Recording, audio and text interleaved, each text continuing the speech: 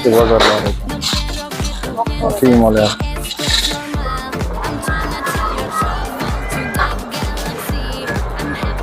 Nimasi yesak bo'ladi?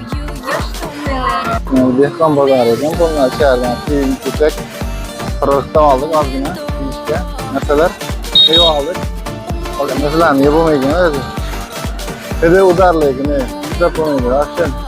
Bu ichani polni daraxt gul ekib tashlagan. Sho'rlik qildi. Dollar maydalatdik. Bu yerda $100 tak. Yo'q, 2.600.000 ekan. Maktablar ekan. Bolalarga dars o'tishiga qarangda bizlarda qanaqa o'tadi? Mana. Shuncha mashina o'tyapti. Burilib ham ketmay, bir shakashib ham qolmaydi. Ketaveradi. Yo'lni topib.